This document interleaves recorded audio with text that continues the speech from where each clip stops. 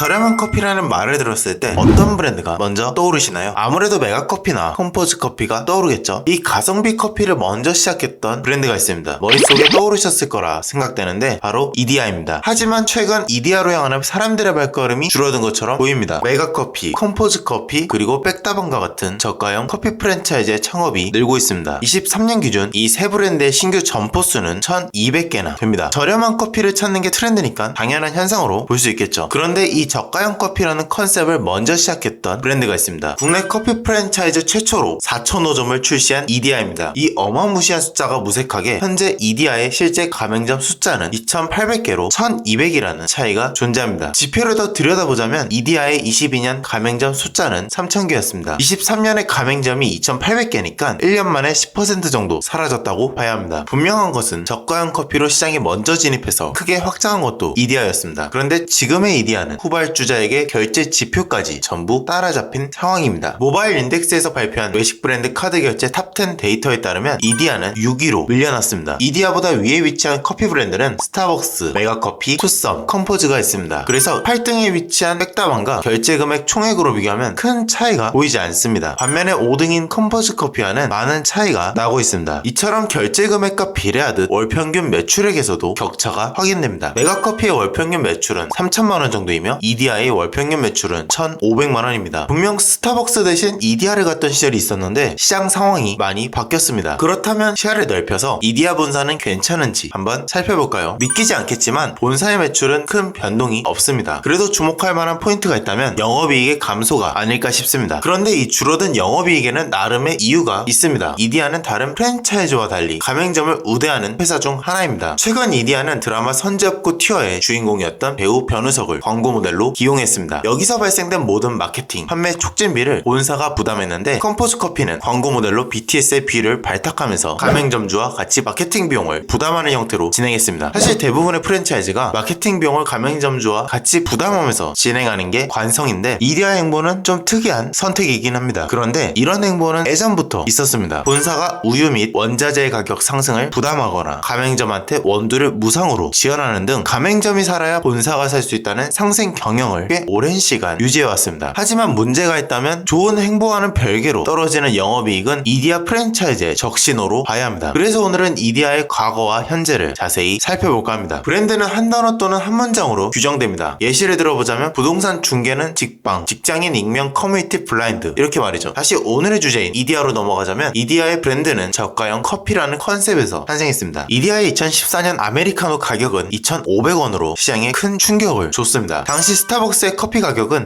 4,100원이었고 다른 커피 브랜드였던 카페베네와 엔젤리너스는 3,000원 후반대로 가격대가 형성되어 있었습니다. 당시 물가와 가격을 고려해보면 이디야 커피는 정말 저렴한 커피가 맞았습니다. 그래서 2014년 뉴스에서도 카페 중 이디야 커피가 가장 저렴하다는 타이틀을 표시한 적도 있습니다. 비싼 커피 시장에서 이디야는 가성비라는 키워드로 시장 점유율을 빠르게 늘려갔습니다. 하지만 똑같은 전략을 사용한 프랜차이즈의 등장으로 성장에 제동이 걸리기 시작했죠. 바로 이디야보다 더 저렴한 초저가를 내세운 메가커피나 컴포즈 커피가 커피 상권에 등장하면서 휘청거렸습니다. 현재 가격을 비교해보자면 이디야의 아메리카노는 3,200원에 판매하고 있고 메가커피는 2,000원입니다. 여기에 스타벅스를 더해보자면 스타벅스는 아메리카노를 4,500원에 판매 중입니다. 줄을 세워보면 메가커피, 이디야, 스타벅스 이 순서로 나열되는데 좀 이상하죠? 가격 기준에서 이디야는 중간에 낀 애매한 포지션에 위치하게 됐습니다. 예전에 스타벅스 옆에 이디야가 반드시 진출한다는 우스갯소리가 있었습니다. 그런 이디야 옆에 또 다른 저가형 커피가 등장하는 해괴망측한 상황입니다. 사실 이건 커피를 소비하는 사람들이 모여있는 곳에 진출하려는 공통의 생각이 있기 때문입니다. 가격을 기준으로 커피를 구매하시는 분들은 특정 프랜차이즈를 찾지 않습니다. 근처 300m 이내에 내가 구매할 수 있는 가게가 있는가를 우선으로 봅니다. 그래서 특정 사거리와 오피스 빌딩에 커피 가게가 모여있는 것도 그것 때문입니다. 그런데 이 가게들과 가격을 기준으로 경쟁하게 되면 출혈 경쟁을 피할 수가 없습니다. 그래서 상권과 입지를 분석하는 것도 중요하지만 가격이 아닌 다른 이유를 제공해줘야 하는 것도 숙제입니다. 예시를 들어보자면 투썸 플레이스가 먼저 생각납니다. 저는 투썸 플레이스에 아이스박스 같은 케이크 먹으러 가지 커피 먹으러 간다는 생각은 안 하는 것처럼 커피와 케이크가 땡기면 투썸을 가게 됩니다. 그런데 지금의 이디야는 이렇게 방문할 만한 이유가 보이지 않습니다. 그리고 예전에 내세운 저가형 커피라는 포지션마저 희석된 브랜드로밖에 보이지 않습니다. 가성비라는 타이틀로 성장한 브랜드가 가격에서 밀리면 남는 게 있을까요? 여러분이 생각하실 때 아메리카노의 적정 가격대는 얼마라고 보시나요? 물론 각자 생각하는 금액이 다를 겁니다. 그래서 한국소비자원에서 진행한 설문조사를 가져왔는데 소비자가 생각하는 아메리카노의 적정 가격은 평균 2,600원으로 나왔습니다. 2,600원. 진짜 재미있는 가격입니다. 메가커피와 컴포즈가 판매하는 아메리카노 가격은 이것보다 아래에 있습니다. 그리고 이디야커피가 저가형 커피로 성장할 수 있게 도와줬던 가격이 2,500원입니다. 결국 시장에서 아메리카노를 바라보는 가격은 이미 정해져 있으며 10년이라는 시간이 지났음에도 큰 변화가 없다는 뜻입니다. 그래서 이 가격보다 높게 받고 싶다면 그에 상응하는 또 다른 베네핏을 줘야 합니다. 아니면 브랜드를 찾을 만한 이유가 있어야겠죠. 국내 스타벅스로 예시를 들어보자면 스타벅스는 높은 가격대로 시장에 들어왔습니다. 그런데 지금의 스타벅스를 가격으로 바라보는 사람들은 많지 않습니다. 오히려 스마트폰 앱으로 모든 가능한 카페로 인식하고 있습니다. 대표적으로 매장에 줄 서지 않고 바로 주문이 가능한 사이렌 오더와 생일 선물로 받는 기프티콘이 있습니다. 우리가 스타벅스를 가는 여러 이유가 있겠지만 선물 받은 스타벅스 기프티콘을 쓰러 간 경험은 한 번쯤 있을 거라 믿습니다. 없다면 죄송합니다. 실제로 기프티콘 중 가장 거래가 많이 된 상품은 스타벅스라는 통계가 있습니다. 거기에 현재 스타벅스가 보유한 선수금 잔액은 3,600억으로 EDI의 1년 매출보다 1,000억이나 더 많은 금액을 보유하고 있는 실정입니다. 그런데 과거 스타벅스는 된장녀라는 브랜드 이미지를 가지고 있었습니다. 하지만 기프티콘, 사이렌 오더, 스타벅스 앱, 드라이브 스루가 활성화되기 시작하면서 과거의 안 좋은 이미지는 희석되기 시작했습니다. 커피에는 많은 요소가 있습니다. 맛을 중요하게 생각하시는 분들도 있을 거고 매장 분위기를 우선으로 생각하시는 분들도 있을 겁니다. 하지만 시장 기준에서는 아직 커피 가격이 소비자의 선택을 만드는 큰 역할을 하고 있습니다. 그런 측면에서 이디야는 다른 브랜드에 비해 명분을 주고 있지 못한다는 겁니다. 커피 프랜차이즈의 브랜드 평판만 보더라도 알 수 있습니다. 다른 브랜드에 비해 너무나도 뒤처지고 있는 상황입니다. 23년 이디야의 가맹점 계약 해지는 300건 정도 발생했습니다. 그럼에도 불구하고 23년의 매출은 22년과 크게 차이 나지 않습니다. 긍정적으로 해석할 수도 있겠지만 사람들이 방문하지 않는 가맹점은 문을 닫고 원래 잘하던 곳만 잘하는 것처럼 보입니다. 지금은 괜찮을 수 있죠. 하지만 다른 프랜차이즈와 매출 차이가 점점 벌어지면 가맹점주 이탈이 가속화될 겁니다. 메가커피의 월평균 매출액은 3,000만원이고 컴포즈는 2,200만원입니다. 반면에 이디야는 월평균 매출이 1,600만원으로 메가커피와 비교하자면 2배나 차이납니다. 부정적인 이야기만 해서 좋은 이야기를 해보자면 이디야 본사는 보기 드문 착한 프랜차이즈 회사입니다. 프랜차이즈 본사가 수익을 얻기 위해서는 가맹점이 지급하는 로열티와 인테리어 비용 그리고 물건을 공급하면서 나오는 유통 마진이 있습니다. 자체 상품을 만들어서 직접 판매하는 커머스 사업도 있지만 프랜차이즈의 근간은 가맹점에 있습니다. 가맹점이 많아질수록 유통망과 로열티가 늘어나기 때문에 다른 것보다 가맹점을 늘리고 늘어난 가맹점을 어떻게 관리하냐가 곧 수익으로 직결됩니다. 다른 말로 하자면 본사가 부담할 금액도 가맹점주와 함께 나누는 괴랄한 상황도 종종 확인할 수 있습니다. 예를 들자면 광고 모델로 연예인을 채용해 마케팅을 진행할 경우 여기서 사용되는 마케팅과 판촉 비용을 가맹점주에게 부과할 수 있습니다. 이걸 막는 법이 있다고 하지만 공정위의 22년 조사 결과에 따르면 일방적으로 마케팅을 시행해 비용을 부과한 케이스가 45%나 된다고 밝혔습니다. 컴포즈 커피에서는 BTS의 뷰를 광고 모델로 발탁하면서 생긴 비용 60억을 점포당 200만원씩 분담하도록 공지했습니다. 유리창에 붙이는 판촉물 비용도 별도로 납부하게 만들었습니다. 이런 일이 숱하게 벌어지는 게 프랜차이즈 시장입니다. 그런데 이디야는 최근 연예인 모델을 처음으로 기용하면서 본사가 전부 부담하는 형태로 진행했습니다. 드라마 선제업고 티어의 주인공인 배우 변우석이 이디야의 모델이 됐는데 이디야 창사 이래 첫 브랜드 모델을 고용한 마케팅이었습니다. 이 마케팅에 수십억에 달하는 비용이 발생했는데 이걸 전부 본사가 끌어안았습니다. 그래서 23년에 영업이익이 확 줄었는데 이디야의 이런 행보는 사실 예전부터 있었습니다. 코로나 시절에는 25억 규모의 가맹점주 지원 정책을 펼쳤는데 로열티를 일시적으로 면제하고 원두를 무료로 제공했습니다. 23년에도 이런 지원이 또 있었는데 원두 공급 가격을 인하하고 우유처럼 높아진 원자재 가격 상승을 본사가 흡수하는 방식으로 가맹점을 지원한 겁니다. 그래서 이디야의 영업이익률은 다른 회사와 비교하면 적은 걸 확인할 수 있습니다. 23년 이디야의 영업이익은 3%인데 메가커피의 영업이익은 18%로 약 690억을 순이익으로 남겼고 컴포즈 커피의 영업이익은 41%에 367억을 순이익으로 남겼습니다. 가맹점 살리기에 비용을 투자했으니 남은 돈이 없을 수밖에 없습니다. 더 따지고 되자면 중간에 신사업을 진행하면서 일부 손해본 부분도 있지만 그런 건 넘어가도록 하죠. 중요한 건 이디야가 다른 프랜차이즈보다 확실히 착한 회사에 속한다는 겁니다. 그런데 착한 게 좋은 걸까요? 매출이 존재하는 자본주의 시장에서는 착한 사람보다 돈 잘 벌게 해준 사람이 더 좋은 사람일 수밖에 없습니다. 우리나라 속담 중에 곳간에서 인심난다는 말이 있습니다. 이디야가 가맹점주와의 상생을 위해 노력하고 비용을 크게 투자하는 건 분명히 칭찬받을 일입니다. 그러나 매출이 적자로 돌아서게 되면 착한 마음이 영원할 수 있을까요? 믹스커피 시장 불변의 1등은 동서식품입니다. 동서식품보다는 맥심이 조금 더 친숙하시겠죠? 동서식품은 30년이라는 세월 동안 국민 커피로 자리 잡은 맥심에 이어 새로운 커피 제품 제품을 내놨습니다. 검정색 디자인이 매력적인 카누입니다. 카누는 믹스커피 시장 점유율 3위를 기록하고 있으며 원두커피 브랜드 순위에서는 점유율 10%로 2위를 기록하고 있습니다. 그리고 새롭게 진출한 캡슐커피 시장에서도 나름 자리를 잡고 있는 것처럼 보입니다. 그런데 카누 말고 맥심으로 캡슐커피 시장에 나왔으면 어땠을까요? 힙하다고 좋아하는 사람들도 있겠지만 받아들이기 어려운 사람들도 있었을 겁니다. 왜냐하면 맥심은 이미 믹스커피라는 브랜드 속성이 우리한테 박혀 있으니까요. 사람들에게 브랜드가 인지되는데 걸리는 시간은 평균 5년에서 6년 정도 걸린다고 합니다. 이 말을 반대로 생각해보면 이미 한번 소비자들에게 자리 잡힌 브랜드 정의는 쉽게 바뀌지 않는다는 겁니다. 그래서 돈은 많이 들어가지만 효과에 대해 항상 의문점이 제기되는 사업이 바로 리브랜딩 사업입니다. 창사 이래 처음 연예인 모델을 이용한 이디야가 리브랜딩을 준비하는 것처럼 보인다는 기사를 여럿 확인할 수 있습니다. 사람들한테 저렴한 커피라는 키워드가 희석된 지금 다시금 새로운 브랜드로 재탄생할 수 있을까요? 그런데 그 도전을 이어갈 수 있는 시간이 많아 보이지는 않습니다. 그래도 이디야를 믿고 함께 장사하는 가맹점을 위해서라도 새로운 브랜드 키워드가 나오길 바라면서 오늘의 이야기도 여기서 마무리합니다.